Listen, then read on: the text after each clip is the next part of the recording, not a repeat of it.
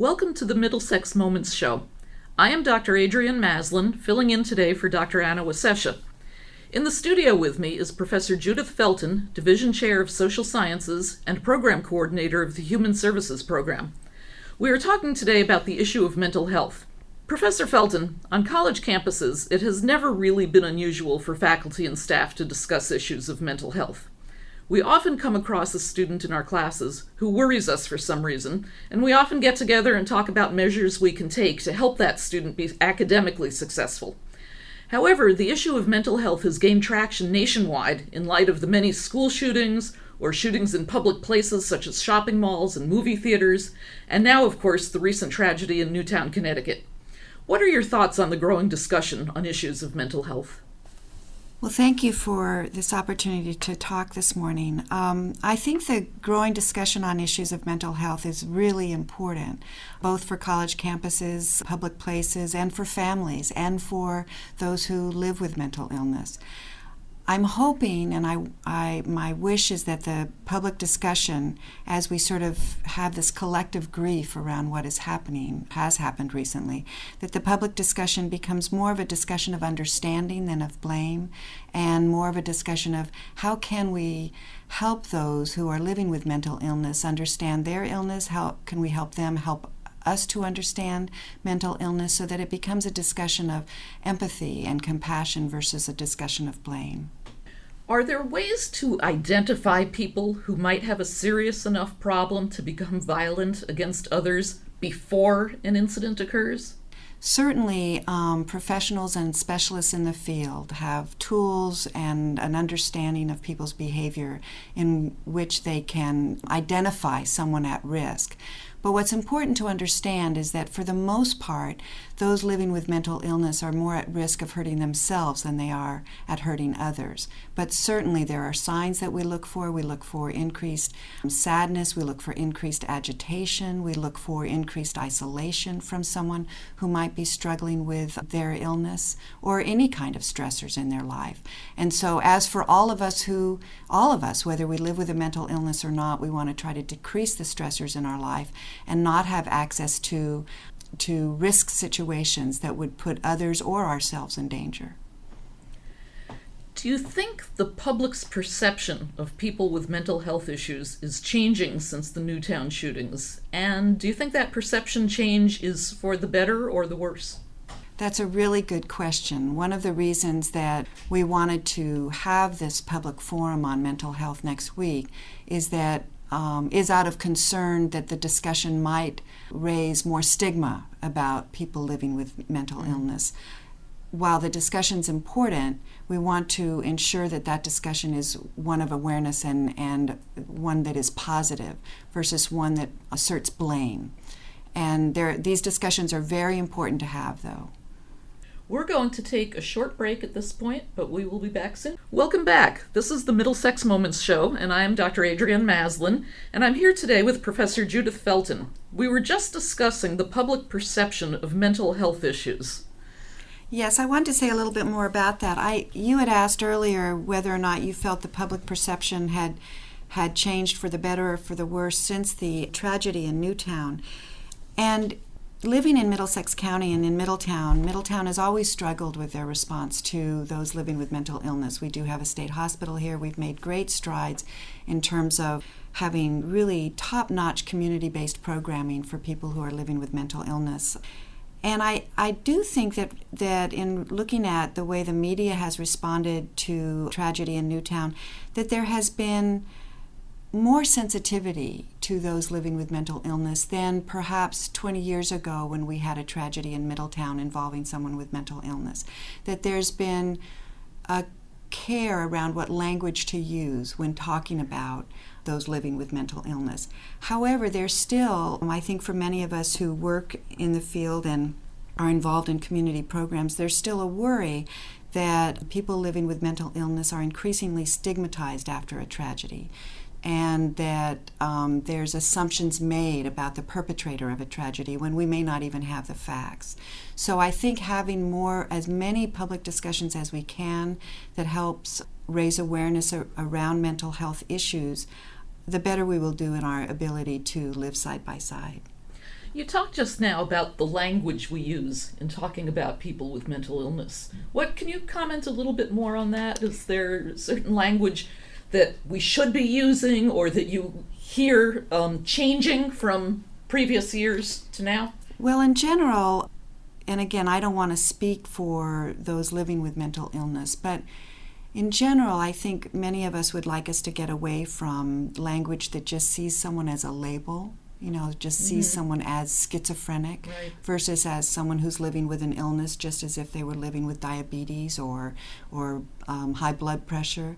That we tend to see people only as their mental illness versus as the full and rich person that they are who happen to live with a mental illness. And I think there's been more care recently to say that what happened in Newtown is not indicative of those living with mental illness.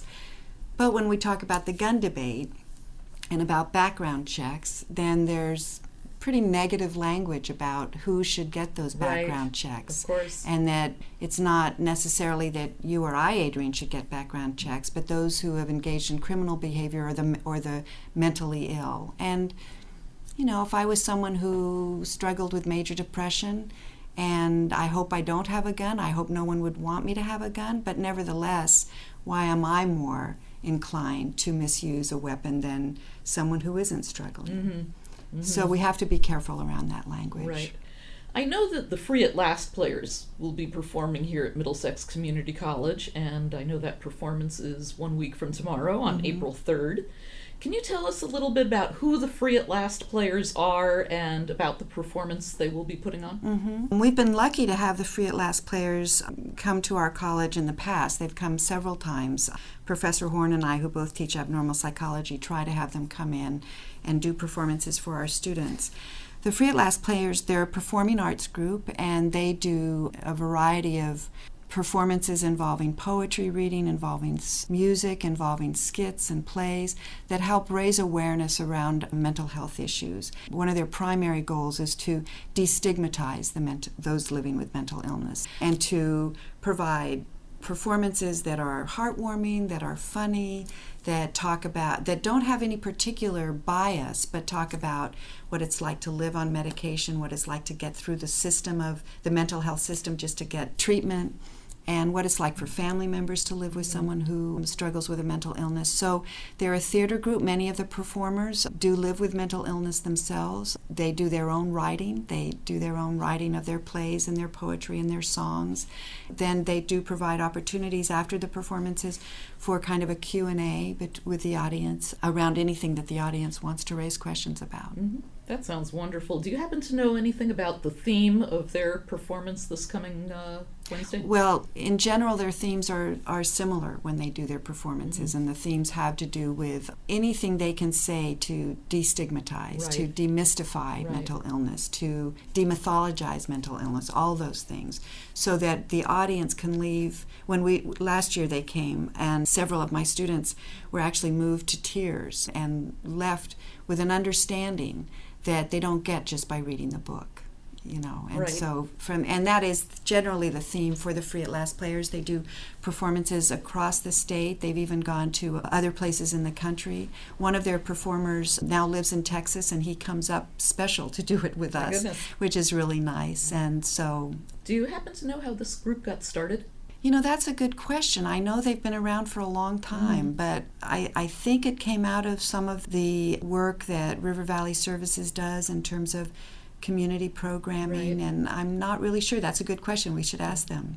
So my understanding, though, is that next Wednesday, April 3rd, they will be performing at 12:30 in the afternoon and 6:30 in the evening. That's correct. And that will be taking place on our campus in Chapman Hall. In Chapman Hall. I think 808, one of the 808s, two of the 808s. In the afternoon at 12:30, that's a slightly shorter time, and we're hoping that students will come and that faculty will bring students. Both performances are open to the community. And in the evening, the performance will be coupled with a panel discussion, and part of the panel to address mental health issues. We will have Thomas Burr, who's the chair of the local National Alliance for the Mentally Ill. He will be here. Gary Wallace from our captain in our local police force will be coming to speak, and someone from Middlesex Hospital's behavioral health program will be coming to be part of the panel. So we're hoping to have a real broad community conversation in the evening. Why do you think it is that both you and Professor Schaefer, who I know will be conducting another community conversation as a response to the Newtown shootings, why was this important to the two of you? Well, I can't really speak for John, though I know that we both are on the same page in terms of caring about these issues. I was struck soon after the Newtown shootings. I went to a board meeting in the community sponsored by the Coalition for Children. It was before Christmas, very soon after the shootings, and I was just struck by this sense of collective grief. You know, there were all these professionals in the room, and we were talking about how should a community respond. And as these professionals spoke, their stories were very personal. You know, directors of agencies who would start talking about how a community should respond and then raise the issue that their children knew better how to lock a door in a school than they did, that principals had to start knocking on doors in the classrooms. So I was struck by this sense that we're all impacted by this, and I think John was too. We're all impacted by this, and we need to talk about it, because if we don't talk about it, we're not going to know how to prevent it as a collective body. And that's certainly and I was also very concerned about the rumblings and what I felt were negative conversations occurring about those living with mental illness. So that's a real concern of mine. It's interesting that you comment about children knowing how to lock a door in a school. I'm wondering, do you think we teach our children at a young enough age about those with mental illness and I guess how to react to a person with mental illness? Well, I think in general we don't need to react any differently than we react to one another. So I would hope that, that for many people their illness isn't that visible, and other than maybe at times of stress. So I would hope that we're teaching our children how to respond to anybody who might not be feeling well, who might be under a lot of stress, who might be behaving in ways that are aberrations of their normal behavior, and that we teach them how to respond empathetically and who to go to if they're concerned. How then do we go about changing societal perceptions of people with mental illness, the jokes, the comments? This gets transmitted down to our children. That's exactly right. And I think it's a civil rights issue, just like with other populations that have been stigmatized in the past. You just have to keep having conversations and doing things like bringing a group of individuals to a public place to allow people to see, oh, this person is very much like I am. I have a lot in common with this person, even though they have an illness that I don't. And just continuing to have the conversations. I know it was very refreshing for me yesterday when I had a student in my office who openly admitted that he had a mental illness and it's fine now, it's in check, he's taking some medication, he wants to come back to school. Yes. And it was said just very matter-of-factly. That's and right. He's ready now, and he has his study habits.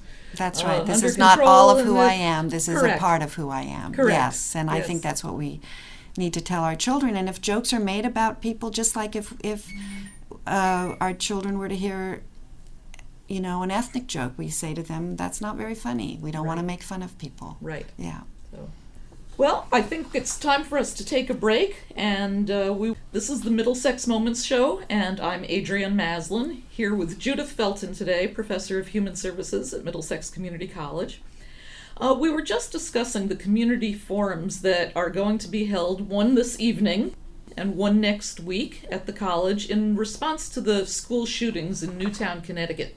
Professor Felton, I understand that Professor John Schaefer will be hosting a community forum this evening at 7 o'clock in Chapman Hall, and that his focus will be issues of violence in the media.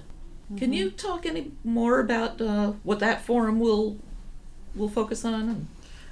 I know that Professor Schaefer is planning to bring in professionals from the world of media and possibly professionals from the gaming world, as well as some legislators who are working on legislation looking at the whole gaming industry and media and violence. And in part, in having conversations with Professor Schaefer, we were realizing that after a tragedy such as Newtown, everyone is looking for answers. Why did this happen? Who's to blame? If anybody, maybe there's no one to blame, but who's to blame and why did this happen? And there's been, as you know, there's been a lot of editorials, opinion pieces, and a lot written about and spoken about the violence that we see in our media, in movies, in video games, even the news, sort of leading with very violent stories, the kinds of things that are just in the newspaper that are left around for our kids to read. So one of the questions is, I think, and John and I were talking about, one of the questions is, does the media have a role to play in trying to prevent this level of violence?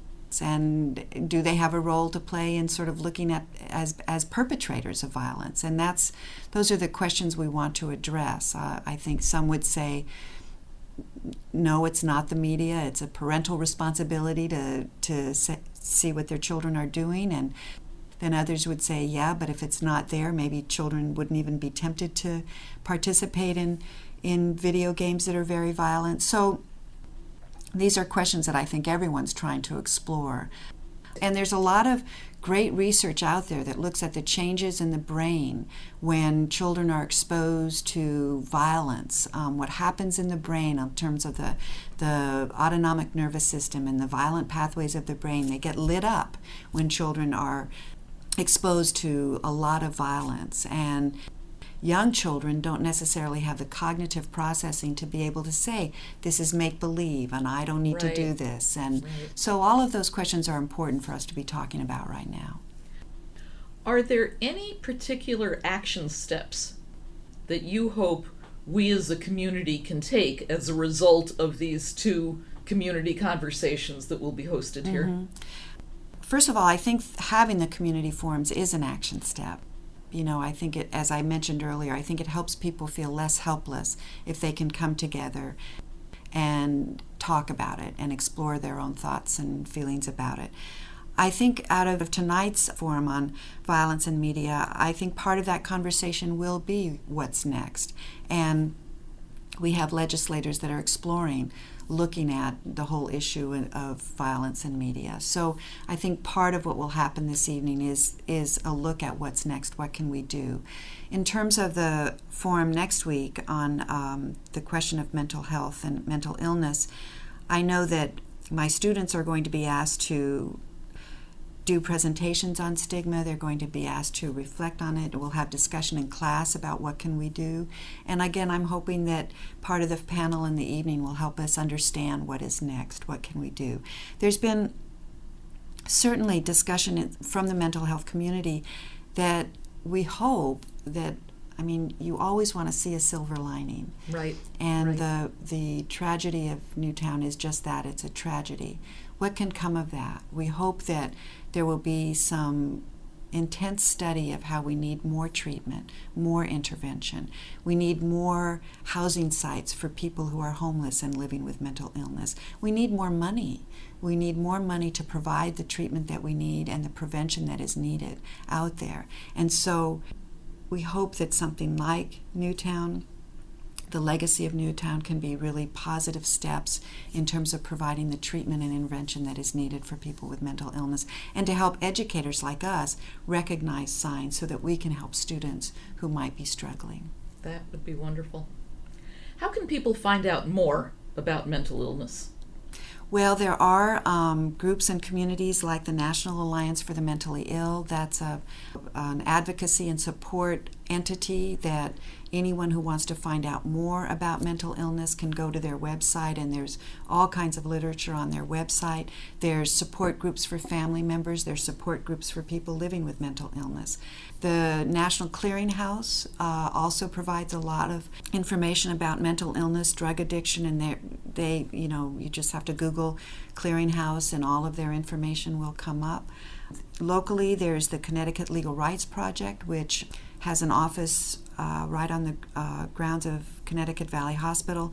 The Connecticut Legal Rights Project provides information about those living with mental illness, but also protects the civil rights of those living with mental illness. So it provides lawyers and legal expertise for people who might need to go before the courts to advocate on their own behalf. It's interesting right now, I'm reading the book. I have not yet seen the movie, Silver Linings Playbook, and it's very interesting to see how this not so young man, I guess he's in his mid-20s or something, who was recently released from a hospital for mental health issues, and how his parents, his brother, how he interacts with his community.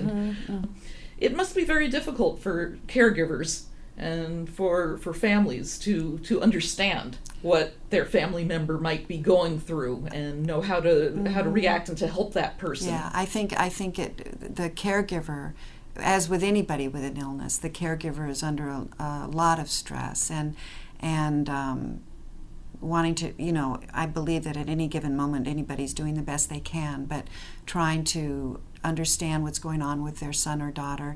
That movie, I haven't read the book, but I did see the movie, and I appreciated that movie because I felt it was realistic in terms of what family members struggle with, and that you just love your child, and it also presents a very empathetic viewpoint of mental illness, and it also shows the power of friendship and support.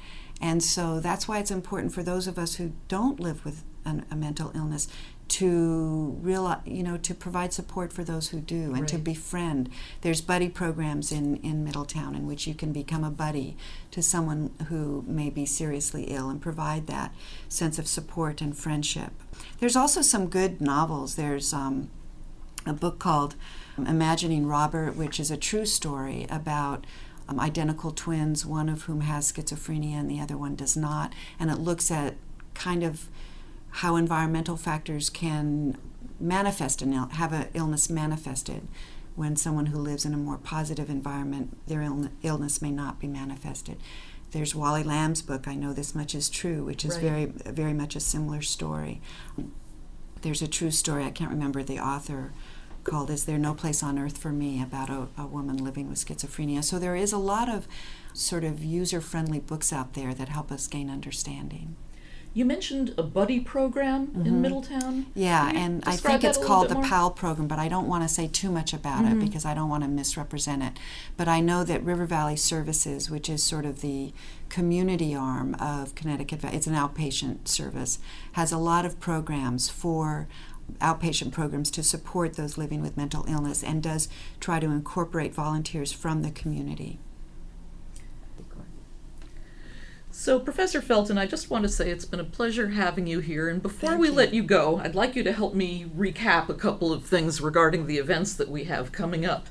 So this evening, March 27th, we have a program that's being led by Professor John Schaefer about violence and the media, and that will take place at 7 o'clock in Chapman Hall on the Middlesex Community College campus, room 808. Then on April 3rd, we're having two events. So April 3rd is a week from today, and these two events will be featuring the Free at Last players at 12:30 in the afternoon, and again at 6:30 in the evening, again in Chapman Hall, room 808. And the evening performance, am I correct, Professor Felton, that will also include a forum dealing with issues of mental health and... That's correct. The evening will have is a little bit longer because we will have some panelists, and we're hoping the broader community, more of the broader community, will come to that. There will be some opportunity at the 12:30 performance to have discussion as well. Wonderful. Wonderful. Well, this concludes our Middlesex Moments for today. I want to thank my guest, Professor Judith Felton, for sharing her insights with us. I'd like to invite you to join us on the web at www.mxcc.edu, and please join us on April 3rd and March 27th for our community conversations and our performance by the Free at Last players. We have ample parking, we have accessible facilities for handicapped, and thank you so much. This is Adrienne Maslin from Middlesex Community College, wishing you a good day.